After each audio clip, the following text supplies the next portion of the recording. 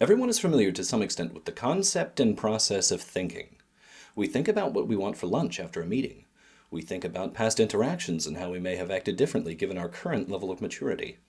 We all think about the perpetual march of time and how it brings us closer and closer to the inevitable death and decay of our mortal coils. Sometimes we think about swans. Do their necks ever get tangled up when they hug? No matter how we spend our days, we all engage in some level of thinking. But what does it mean to think critically?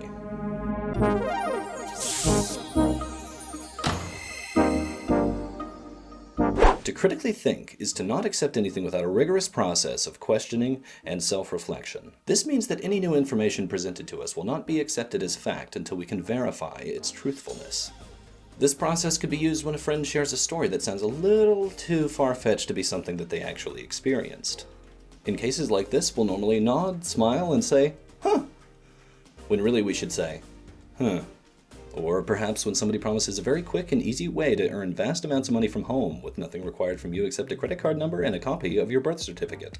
Instead of excitedly clicking on that poorly written email that says you just won a lottery you don't remember entering, we need to step back, assess, and analyze the situation. Question everything. Anything that is a thing, question it. What was the original intention of this law? Why are all the streets in my neighborhood named after slave owners?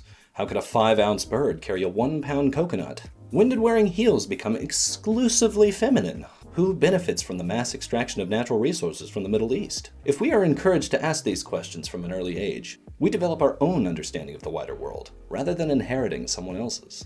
But why bother thinking critically? Well, when questioned, we can easily explain our perspective on issues, and are less likely to be swayed by the opinions of others just because they make what may sound like a good point.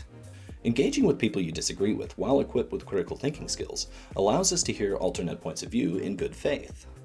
If presented with compelling evidence, we can use it to reassess our own beliefs and perhaps change our perspective on some issues.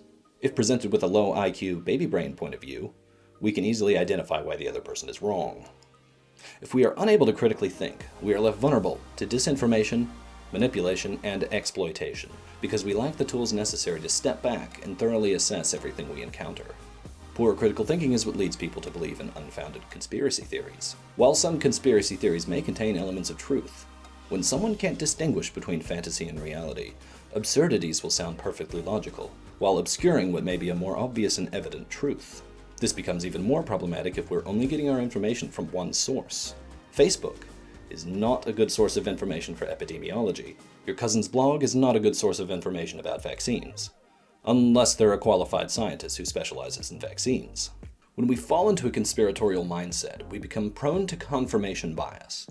Confirmation bias is when we form a belief and then only search for information that confirms that belief. Say, for example, a coworker insists that the Earth is flat, and you wholeheartedly adopt this position as your own. We should always be asking questions, but Googling, "Why round earthers wrong?" or "What else NASA hiding?"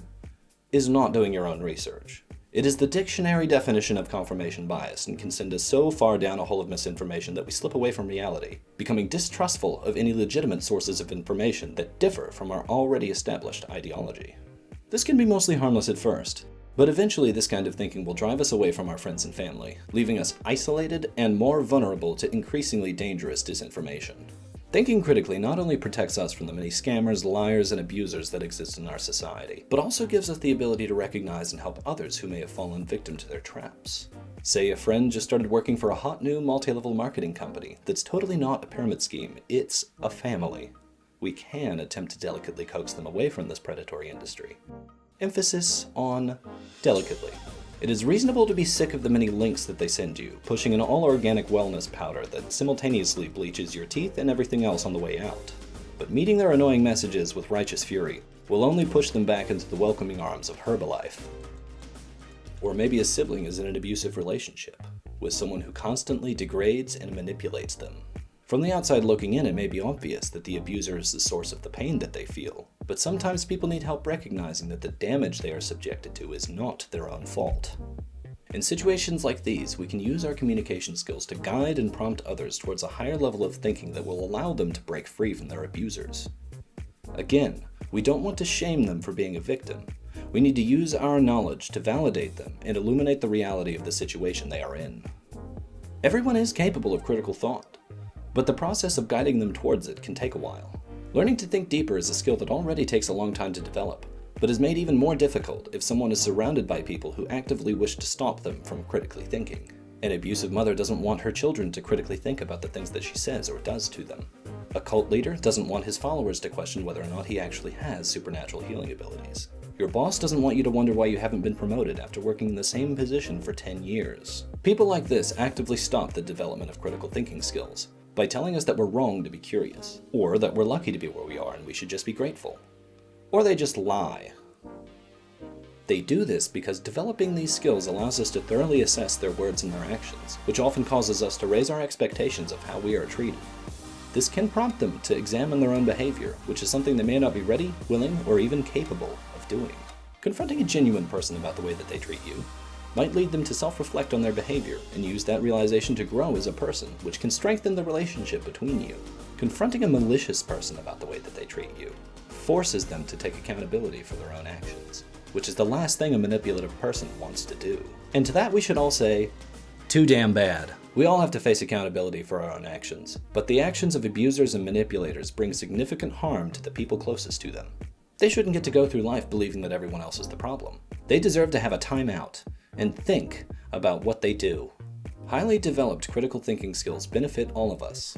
As individuals, we are able to think on a higher level, allowing us to solve complex problems and avoid being taken advantage of. On a collective scale, a society with more critical thinkers is wiser, more creative, and more resilient. We should all strive to be better critical thinkers, taking the time to analyze our problems, reflect on them, and make rational, informed decisions. If we challenge our assumptions, ask questions, prompt self-reflection in others, and seek non-biased sources of information, we can actively nurture critical thinking in our daily lives. You could even go rewatch this video.